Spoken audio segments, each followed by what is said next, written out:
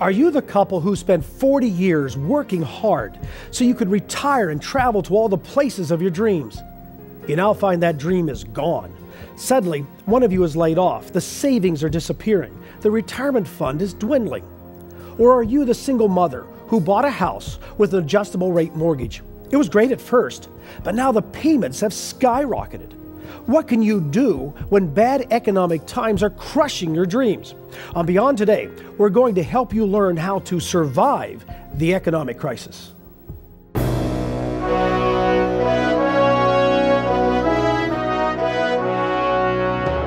Join our host, Gary Petty, and his guests as they help you understand your future on Beyond Today. Are you drowning in debt and afraid you might lose your house or even your car? Are you worried about being laid off? Are you watching the stock market roller coaster destroy your retirement fund? Are you distressed because the value of your house has been wiped out and you know there's absolutely nothing you can do about it? For so many people, the dreams of just a short time ago, the dreams of owning your own home or retiring early and traveling have disappeared. And an economic crisis that seems to be just getting worse all the time. The money's getting tight. And you can't control the company downsizing. You can't control what's going on around you. You can't control national inflation. So how can you deal with the anxiety of financial difficulties? Okay, you might be saying, now's the time he tells us about investing in real estate or some internet scheme. No, that's not what you're going to hear from me. That's not the real solution to your financial problems. You may not always be able to control the economic crisis happening around you. Just like everything else in life, you can't always control what's going on around you. But you can learn to control your life, your behavior, and your money. It won't be easy, but you have to accept that if you keep applying the same old solutions to the same old problems, guess what? You simply arrive at the same old problems. So today, we're going to discuss 3 basic concepts of how to survive an economic crisis. Now, these principles come from a book that is often maligned as being irrelevant in postmodern society. The book is the Bible. If you don't have a Bible in front of you, get one and follow along. Because here on Beyond Today, we explore what the Creator says about your life, and today we're going to talk about what the Creator says about your money. So let's start our first point by exploring something Jesus taught in the Sermon on the Mount. I want you to turn to Matthew chapter 6. Okay, Matthew chapter 6 is the first gospel in the New Testament. And let's start in verse 25 and read a little bit here from the Sermon on the Mount. Jesus said, "Therefore, I say to you, do not worry." He means do not have anxious thought. Do not be overly concerned about your life, what you will eat or what you will drink, nor about your body, what you will put on. Is not life more than food and the body more than clothing? He's not saying that food and clothing aren't important. We know they're important. But you see, God understands your needs. And he says, in order to have real happiness, in order to understand what your life is really all about, you have to have a different set of priorities than just stuff. He goes on, he says, "Look at the birds of the air, for they neither sow nor reap nor gather into barns, yet your heavenly Father feeds them. Are you not of more value than they?" Listen to what Jesus Christ says. You, of all the things that God has created, of all the creatures, you are the most valuable to Him. You were made in the image of God. You were made to be His child, and He loves you as a child. As long as you're willing to make your life and place your life into His hands and live by His priorities. Jesus continues, "Which of you by worrying can add 1 cubit to his stature?" You know, worrying doesn't solve anything. I wish I was 6'4". I can worry all I want. I'll never be 6'4". We are what we are, so we have to learn not to worry about what we don't have control over. He goes on in verse 28, if you're following right along here in Matthew chapter 6. "So why do you worry about clothing? Consider the lilies of the field, how they grow. They neither toil nor spin. And yet I say to you that even Solomon in all his glory was not arrayed like one of these." Of course, Solomon was a king in ancient Israel who wore the most beautiful clothes as a king does. And he says, even the most beautifully dressed person doesn't look as fine as the simple lilies designed by our Creator, your Creator and your Father. Now, if God so clothes the grass of the field, Jesus says, which today is and tomorrow is thrown into the oven, will He not so much more clothe you, O you of little faith? We're talking about an economic crisis. We're going to talk about very practical things you can do in your life to get control of your money. But before we get there, first of all, have faith that your God, your Father, wants to take care of your needs. He says, therefore, do not worry, saying, what shall we eat? What shall we drink? Or what shall we wear? For after all these things the nations seek. Now listen to this. For your heavenly Father knows that you need all these things. God created you. He knows your need for food and shelter and clothing. He knows those things. Now listen to what Jesus said, because this is the first point.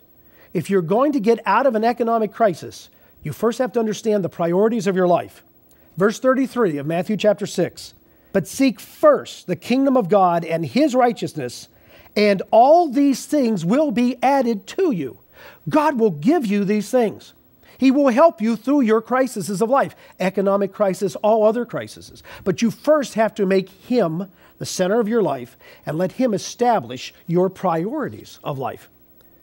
You need to adjust your priorities from money and things to what your Father has as your priorities. Stephen Covey, in his book, The 7 Habits of Highly Effective People, tells a parable of how easy it is to get caught up and misdirected in zeal. He relates a story of workers who are clearing the underbrush from a jungle. Oh, they're all hard at work with their machetes. The managers are sharpening blades and writing policies and manuals. They're setting up seminars for muscle development and creating work schedules, and everybody's accomplishing a lot of tasks.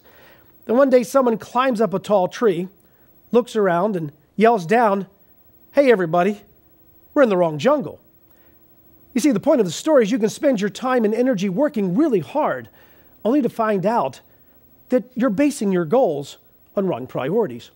Jesus taught that God understands your need for food and clothing and shelter. He also said, seek first the kingdom of God and His righteousness, and all these things shall be added to you. The righteousness of God is a right way of living, the right way of relating to Him, the right way of relating to others.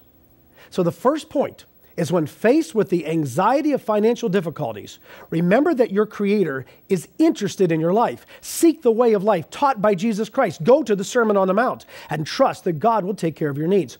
Now, today we're offering you a free booklet, very important booklet. In fact, what I encourage you to do is go order the booklet, get the booklet, and then go online to beyondtoday.tv and watch this program again.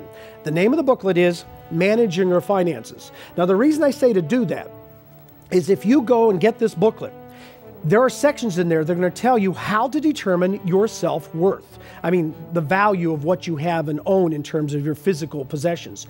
It's going to tell you how to set up a monthly budget. It includes a buying self-test. Do you really need what you're going to buy? And how to find secrets to financial management from the Bible. I want you to understand, this booklet, it's absolutely free. We're not going to ask you for any money. If you don't believe me, go order it and read it and see what happens. Go online right now or right after the program, and you can read it online. Go to beyondtoday.tv and order your free copy so that you can get one in your own hands. And like I said, then go back and watch the program when you have the booklet in your hands. Or call toll-free 1-888-886-8632. That's 1-888-886-8632. Or go online to beyondtoday.tv. So once you begin to develop a spiritual viewpoint and have spiritual priorities, the Sermon on the Mount, once you go there and start to see how Jesus said to live your life, and you set those up in your life, then you can begin learning practical principles of money management. Now, this leads us to our second point. The second point is, get control of your money by learning to budget. Now, when you get your Managing Your Finances booklet, there's an actual sheet in here, a budget sheet, that tells you how to set up a budget. Now, when you look at this sheet, what you will see is that you are to set up what your monthly expenditures are. You start with your housing payments, your mortgage payments. You have electricity, gas, water, trash, telephone. You have groceries. You have lunches, household needs. I mean, a lot of people don't realize that you need to budget for toilet paper, cleaning supplies. You put that in your budget. You figure up what you need to spend, I emphasize, what you need to spend, not what you want to spend in each of these categories. You have transportation, your auto loan, your gas, your repairs on your car, or maybe you have a bus train fare. Maybe you don't use a car very much. You still need to budget what your monthly expenses are going to be. You have health care, you have clothing, you have entertainment. Once you set aside what you have to spend on all of these things every month, and you look at what you bring in, is there a difference between what you bring in and what is going out? If there is, you're in trouble. And so what you need to do is cut back on what you can cut back in order to bring your expenditure, your income, and your outcome into line with each other. Now, many times that may be cutting out and having no new furniture. That may mean you have to go buy clothes at a thrift store for a while. Entertainment, you may have to cut that out for a while, including cable television. You may have to do that to get control of your money. You know, nearly 30% of people in the United States, of their income that is not already budgeted for something else, is used in going out to eat. Well, you may have to stop going out to eat all the time. So we have our first point, and that is setting God's priorities for your life. And secondly, setting up a budget. Now, our third point can be illustrated by the child's game of Monopoly. When you were young, did you play Monopoly? Now, remember, the goal of the game is to collect all the properties of a particular color and then build houses and hotels on those properties. Now, remember what it was like when you landed on someone else's property and they owned a hotel. You would usually start paying out all your cash. You would have to sell off all the houses and hotels you had, and then you would begin to mortgage your properties. If you landed on a second property with a hotel, you would most likely lose your properties and you would go bankrupt. You were out of the game. Now, the child's game of Monopoly has an important lesson for adult life. When you spend more than you make and buy on credit, eventually you lose the game. Solomon said in Proverbs 22, verse 7, the borrower is servant to the lender. Now, the best way to get out of debt is to get control of your money by learning how to budget and then only spending the amount of money you make, even if it means lowering your standard of living. Now, we don't like that. We don't want to lower our standard of living. But this is the only way that you can break the oppression of being a slave to the lender, which means you have to get out of debt. Now, lowering your standard of living, you don't want to do that because you say, well, that means I can't buy the television I want. I can't have the new car that I want. I can't have, and fill in the blank, that I want. Okay, when you get your copy of Managing Your Finances, on page 40, and this is very, very important, on page 40, there is a test to see and ask yourself these questions before you buy something. Say, do I really need this? Now, I don't say want this, but need this. There's a huge difference between wanting and needing. You need food. You want the new television set. You want the new designer jeans instead of the jeans you can get at a discount store. Now, this buying self-test asks a series of questions that you need to ask yourself. That's why you need the booklet. And remember, this is free. This isn't going to cost you a cent, but it can help you get out of debt. It can help you get control of your life. It can help you learn that God actually knows what he's talking about, and God wants to be involved in your life. Now, the buying self-test. The first question, do I really need this? Not want, but need. The second, is the price reasonable? You ever go buy something? We live in this throwaway society. We go buy something because we want it, don't even consider the price, and then 2 weeks later, we what? We forget we even have it. It goes to the garage. How many times do we do that with children's toys? We spend thousands of dollars on children's toys and they never play with them. Is the price reasonable? Is this the best time of year to buy? Sometimes buying summer items in the winter, sometimes getting times when there's sales, like after Christmas, you can save a lot of money. Is this a bargain? Is it a current or suitable model? Sometimes it looks like a bargain, but that's because they're doing away with that model. And, you can buy an appliance for a certain price, but there's no parts for it if it breaks down. Is it on sale, or is the price a true sale? You have to watch retailers. What they do is they raise the price and then have a sale to what the price should be, and you think you're getting a bargain. When if you check the prices, you would know it's really not a bargain. Am I sure no less expensive item can be substituted? Am I sure there are no major disadvantages You can buy a nice car because, wow, that looks good. That's a nice sports car. And then find out it breaks down every hour, and it has to be repaired constantly. Is it excessive in price? Will it truly satisfy a need? Now think about that. Will it truly satisfy a need? You have to watch. Advertisers will tell you you need something when you don't. They will create a need that is not there. And you'll go buy something and it really doesn't satisfy you. Discover the satisfaction of learning to live within your own means. Have I comparison shopped for price and quality? Have I allowed for this item in my spending plan? Well, of course, if you don't have a spending plan, how can you answer that question? Do I know the seller's reputation? Does the seller offer any special services with this item? That's real important when buying high-ticket items like a car. It's real important when buying appliances. What kind of service will I get with this? These are all questions you need to ask, and you can ask yourself simply by getting the booklet before you buy anything. If the money's getting tight, then you need to learn to make every dollar count. And that means learning where every dollar goes. Now, is it wrong for a Christian to have wealth? Now, we're going to answer that in just a minute with the Beyond Today panel. We'll also be discussing with you more information on how you can get control of your money and how spiritual priorities can help you survive the economic crisis. We'll be right back.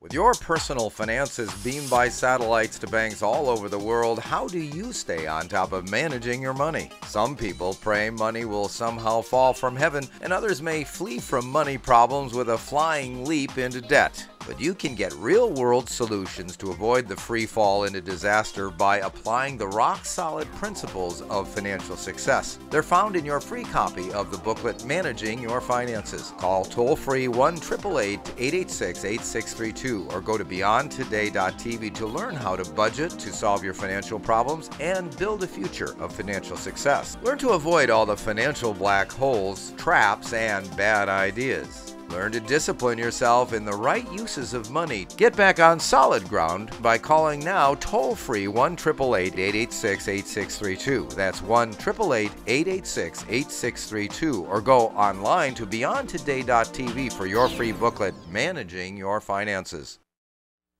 Does God really exist? Scientists now say you can prove it. What's the best way to rear your children for success? Questions need positive answers to the world's greatest issues and your personal ones as well. That's what you'll get when you get your free subscription to the Good News Magazine. Call toll-free 1-888-886-8632. That's 1-888-886-8632. Or go to beyondtoday.tv for your free subscription. You'll be glad you did. In a minute, we're going to talk about, is it wrong for Christians to have wealth?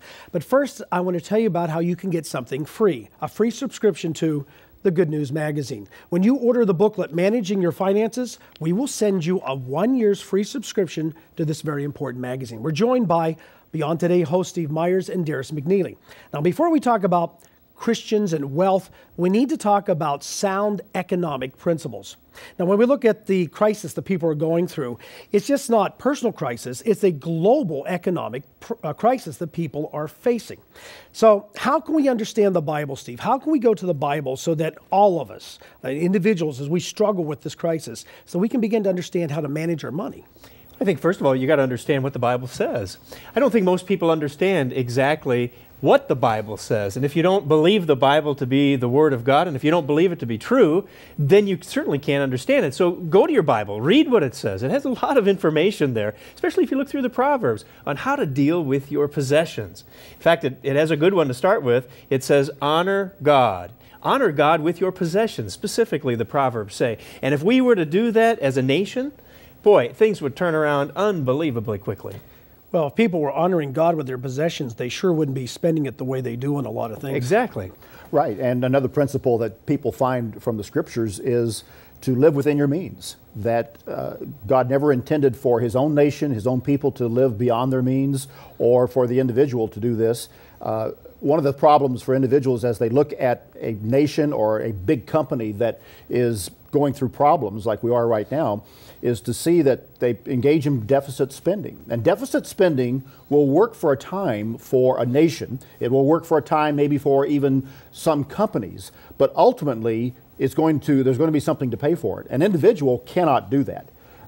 We will wind up very quickly in a bankruptcy court, and that's not where we want to be. So to look at the way a nation conducts its business, the deficit spending bills that are piled up by our nations today, particularly the United States, and to see that as a model, it just doesn't work for the individual.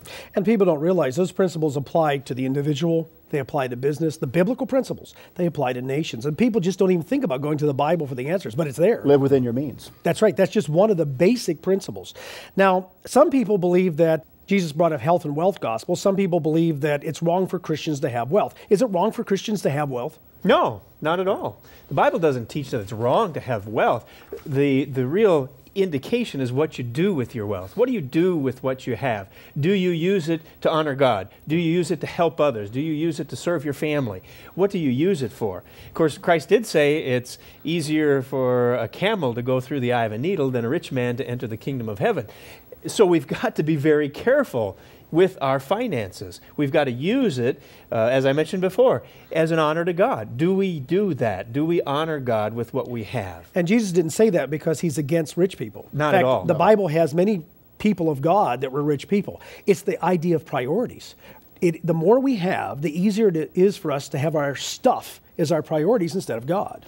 Yeah, it gets into a matter of consumerism versus just a very strong, healthy desire for things and understanding the difference. We live in a very consumer-oriented culture, and we're taught by advertising, by marketing techniques today, that things will make us happy, and things never made anyone happy, Gary. Mm-hmm. But when we take that approach, that the biggest and the newest car, the biggest house, a trip someplace, or a whole new wardrobe will make us happy, and that something will make us happy, we are caught up in the consumer culture that is rampant today, and we're going to miss the boat. We're going to miss the real deep spiritual value of having a strong, healthy desire for things based upon our well-grounded desire and understanding of spiritual values. I think it's interesting that Jesus Christ himself said that he came to give life and that we might have life more abundantly. Yes. John 10:10 mentions that. But he wasn't talking about materialism. He wasn't talking about just consuming everything we can and get all that we want.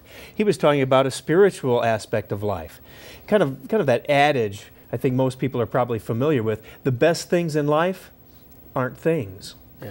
That's not what life is about. And so we've got to turn things around and begin to look at it from a spiritual perspective, because that's really what matters. So it really comes down to spiritual priorities. So what spiritual priorities come first in our lives when we talk about our wealth? You've got to put God first. That means you've got to learn about Him. What does God expect of you? What does God want for your family? What does God want for your finances? All of those things, most people don't have any idea. They have no clue. We've gotten drawn into following the example of our government, and our government has gone beyond its means and spent money that we don't have, and most people in our country have followed right along, and they've done the same thing with their personal finances. And of course, personal finances go down a lot quicker than the government goes down. Right. So we find ourselves in trouble. There's another principle, Gary, that is rooted in the Bible, and that is saving. The ability to put away something for an emergency, for the proverbial rainy day. Probably the best example from the Bible is that of Joseph, who had an understanding that there was going to come some very lean years in the land of Egypt, and he put away for 7 years stocks and supplies in order to prepare the people for the bad times to come. And it's a principle of saving and putting away for a future need and being able to do that. We are not in America a savings-oriented culture.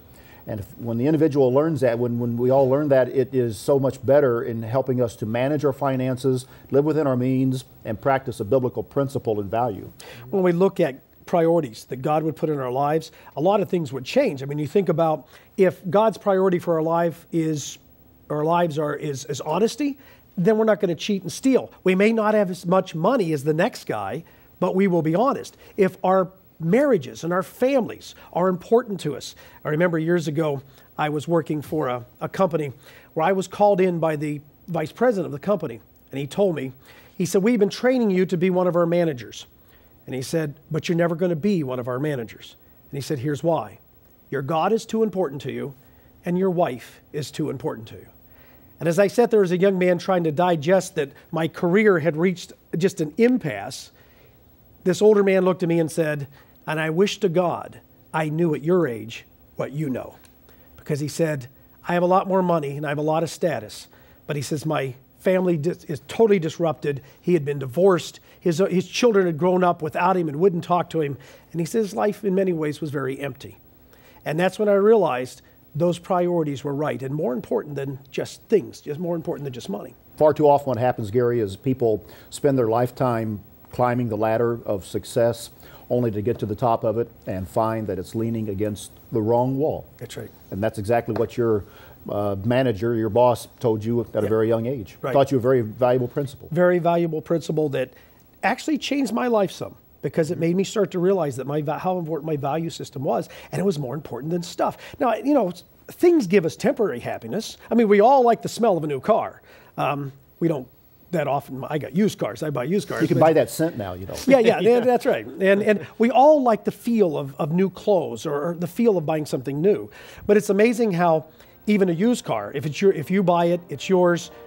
How when the first time it breaks down, you don't love it too much anymore. It changes real quickly.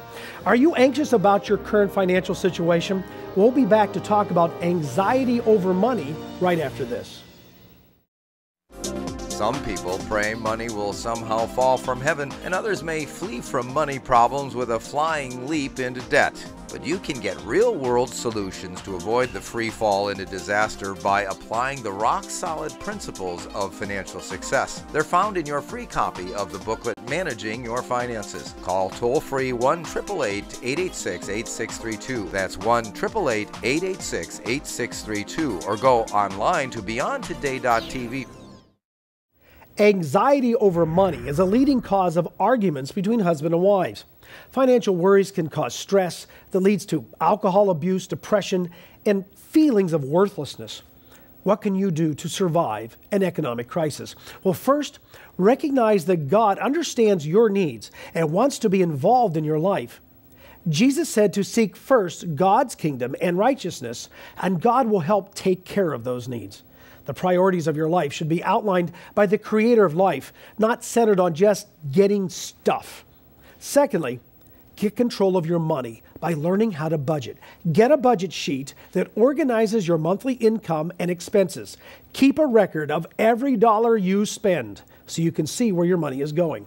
And thirdly, get out of debt, even if it means lowering your standard of living. Pretending that you can just keep living the same old way and somehow it's all going to work out, it's a fantasy. These aren't easy solutions, and it's going to take some time, work, and giving up some non-essential luxuries. But the peace of mind is worth it. Your life can get better simply by following the way of life created and given to us by the Creator of life. Be sure and join us next week on Beyond Today. Thanks for watching.